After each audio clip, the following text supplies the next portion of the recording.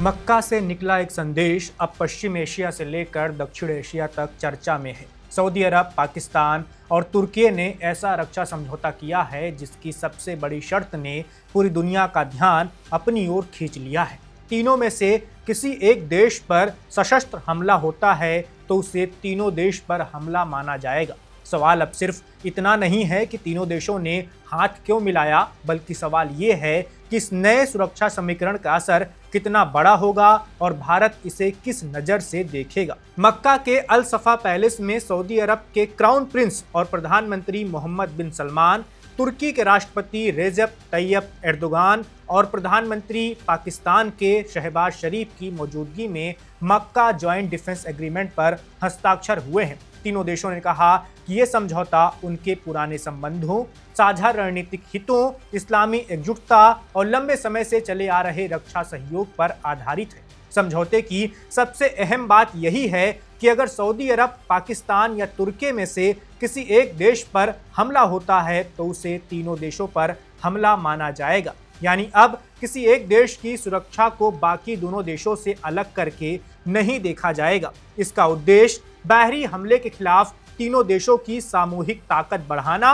और सुरक्षा सहयोग को मजबूत करना है। समझौते में रक्षा सहयोग के अलग अलग क्षेत्रों में साझेदारी बढ़ाने की बात कही गई है। सैन्य सहयोग, सुरक्षा और रणनीतिक तालमेल को और मजबूत करने पर सहमति बनी है। हालांकि अभी ये पूरी तरह साफ नहीं है कि किसी देश पर हमला होने की स्थिति में बाकी दोनों देश किस तरह और कितनी सैन्य मदद करेंगे। इसलिए इस समझौते को तुरंत नेटो जैसी पूरी सैन्य व्यवस्था मानना सही नहीं होगा, लेकिन इसकी राजनीतिक अहमियत जरूर बड़ी है। यही वजह है कि इसकी तुलना इस्लामिक नेटो से की जा रही है। हालांकि दोनों में बड़ा अंतर है। नेटो एक लंबे समय से चल रहा औपचारिक गठबंधन है, सैन्य गठबंधन, जबकि मक्का समझौता फिलहाल तीनों देशों के बीच सामूहिक रक्षा सहयोग का समझौता है।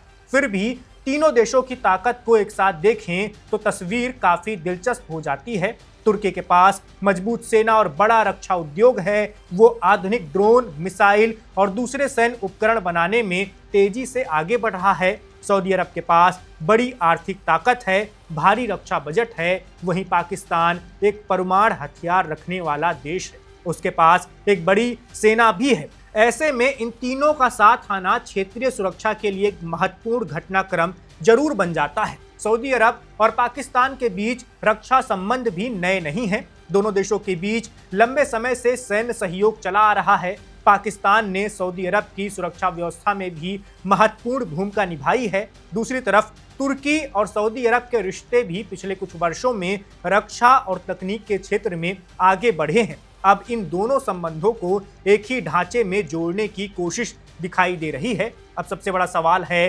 भारत को लेकर, क्या ये समझौता भारत के खिलाफ है? फिलहाल ऐसा कहना जल्दबाजी होगी। इस समझौते को लेकर सामने आई जानकारी में इसे किसी खास देश के खिलाफ बनाया गया गठजोड़ नहीं बताया गया है। इसका घोषित उद्देश्य सामूहिक सुरक्षा और बाहरी हमले के खिलाफ रक्षा क्षमता बढ़ाना है। फिर भी भारत के लिए यह घटनाक्रम महत्वपूर्ण है। इसकी एक वजह पाकिस्तान का इस समझौते में शामिल होना है।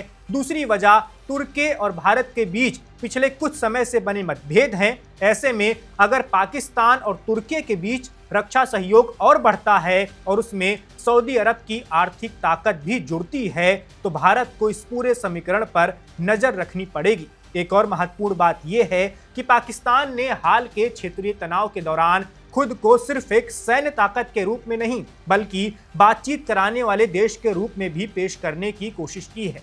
ईरान और अमेरिका के बीच तनाव को कम करने की कोशिशों में पाकिस्तान की भूमिका की चर्चा हुई है। ऐसे में पाकिस्तान के लिए यह समझौता उसकी क्षेत्रीय भूमिका बढ़ाने का एक और जरिया बन सकता है। अब असल कहानी आगे शुरू होगी। क्या तीनों देश संयुक्त सैन्य अभ्यास करेंगे? क्या खुफिया जानकारी साझा करने का दायरा बढ़ाया जाएगा?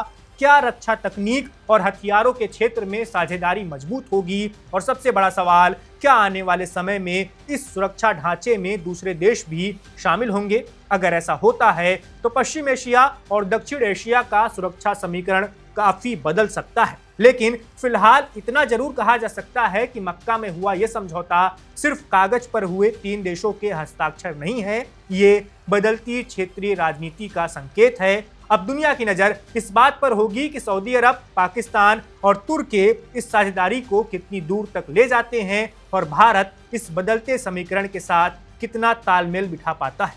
इस वीडियो में बस इतना ही। मेरा नाम वैभव है, आप देखते रहिए one India. Subscribe to One India and never miss an update. Download the One India app now.